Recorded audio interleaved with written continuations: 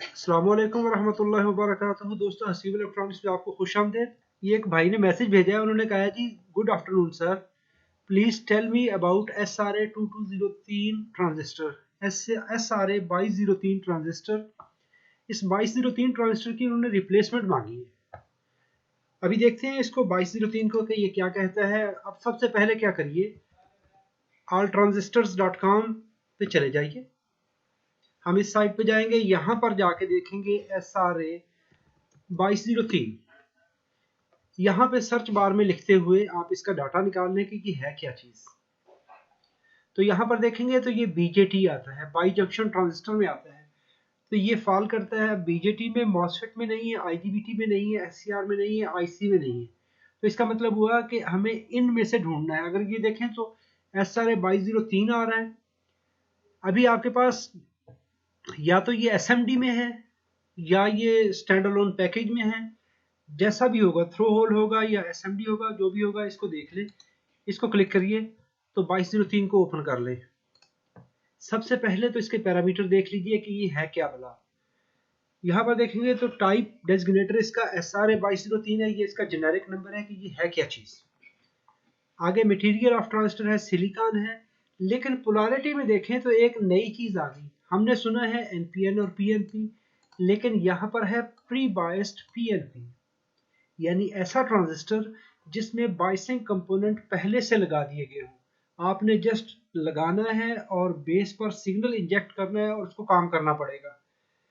इसकी है built in bias register. R1 22 kilo ohm की है और R2 22 किलो ओम की है, यानी इसके अंदर दो रजिस्टर लगी हुई है और दोनों की जो टिपिकल रेशियो है वो 1:1 रेशियो है।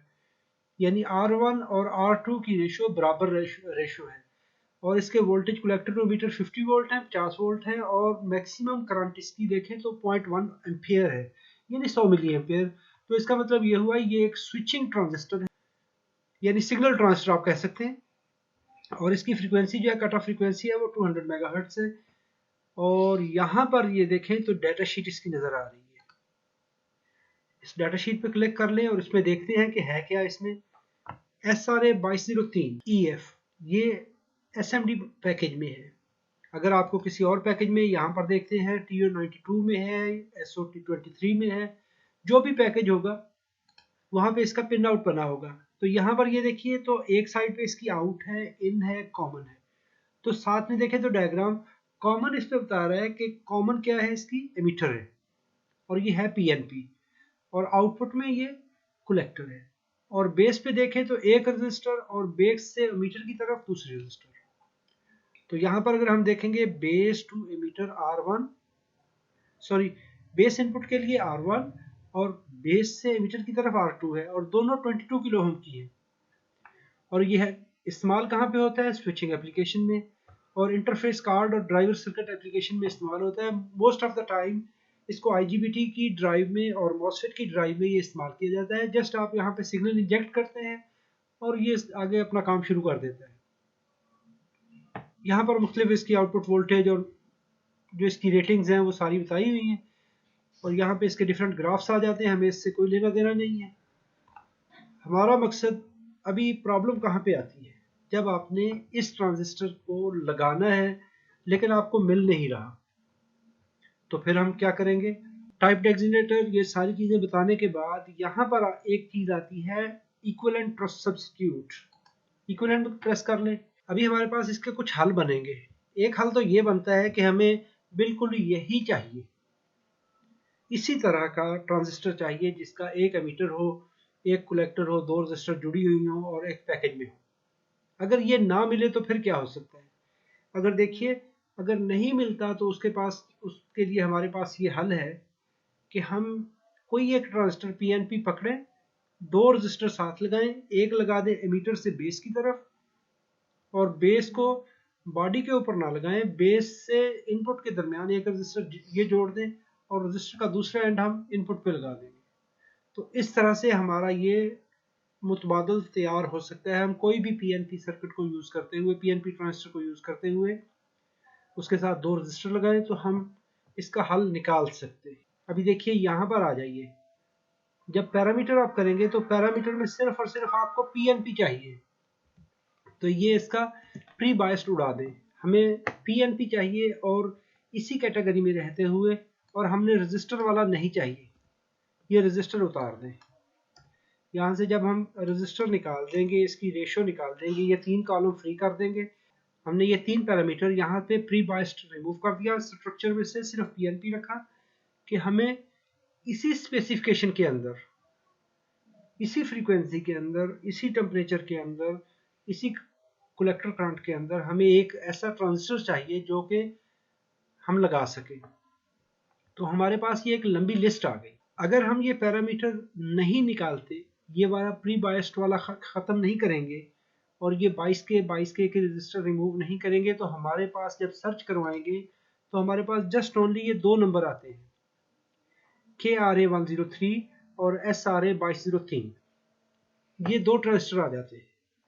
तो अगर ये SRA और KRA यानी ये एक ही फैमिली है, अगर ये हमें नहीं मिलते, क्योंकि ये स्पेशल है, और इनको स्पेशल या वेरी स्पेशल क्या बनाता है, इसकी जो स्ट्रक्चर है, जो इसके अंदर ये वाले रजिस्टर लगे हैं, ये इस ट्रांजिस्टर को आम ट्रांजिस्टर से सेपरेट कर देता है। लेकिन उसका हल करने के लिए आपके पास ये एक लंबी लिस्ट आ गई, जिसमें आप देखें तो A10 1043 है, बिल्कुल 1058 है, 1059 है, बिल्कुल कमर्शियल ट्रांजिस्टर है, आपको इजीली अवेलेबल है।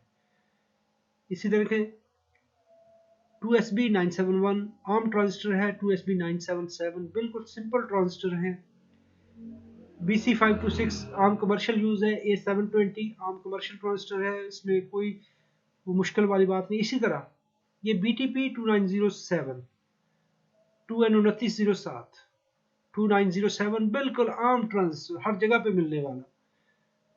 ये देखें HPN2907, ये एक कमर्शियल नंबर है 2907। इसके बाद ये इसके KRA नंबर में आ जाते हैं, ये प्री बायस्ड में ये देखें तो ये इसकी अपनी फैमिली भी आ जाती है।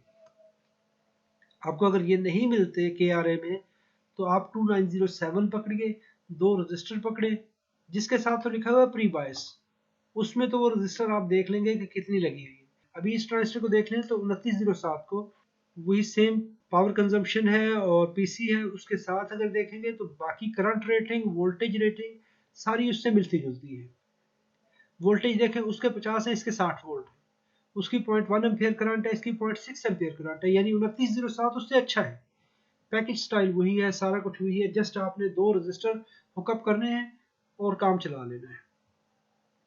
आपके पास कोई भी SRA 2206 है, 2205 है, अगर ये मिलते हैं तो ठीक, वरना आप 2907 पकड़े, और या कोई भी आपको PNP मिलता है जिसके करंट और कलेक्टर टू एमीटर वोल्टेज वही हों, तो आप आराम से उसको जुगाड़ लगा सकते हैं, इसका हल कर सकते हैं। यानी आपके पास 2 ही सूरतें हैं, या तो आप इसके लिए बैठे रहें, या तो या आप ऑनलाइन परचेज करें, या फिर इसका आपने अगर काम चलाना है, और काम एक होता है काम जुगाड़ लगाना, चल गया नहीं चला ना सही, और एक होता है परफेक्ट सोल्यूशन, और ये परफेक्ट सोल्यूशन है।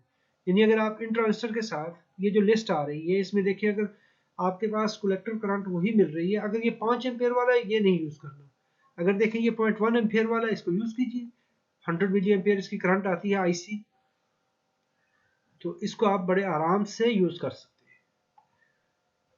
उसी तरह एक ट्रांजिस्टर पकड़े और यही कॉन्फ़िगरेशन बनाकर जहां पर कलेक्टर लगा है वहां पर कलेक्टर लगा दे, जहां पर एमीटर लगा है वहां पर एमीटर लगा दे। जस्ट करना क्या है, बेस को PCB के ऊपर नहीं लगाना, बेस के ऊपर 2 रजिस्टर लगा देंगे, एक का एंड बेस पर और दूसरा रजिस्टर का एंड लगेगा एमीटर पर, और जो दूसरी रजिस्टर बेस पे लगाएंगे ये वाली, इसको आप इनपुट वाले पॉइंट पे लगा देंगे, तो आपका काम चलेगा।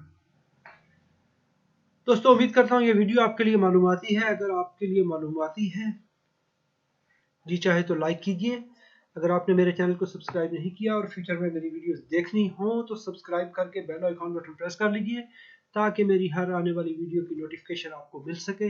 अपना बहुत सारा ख्याल रखिएगा, अपनी दुआओं में याद रखिएगा। अल्लाह रब्बुल इज़्ज़त आप सबको अपनी हिफ्ज़-ओ-अमान में रखे, हर तरह की परेशानी मुसीबत से महफूज फरमाए। अस्सलामु अलैकुम व रहमतुल्लाहि व बरकातहू।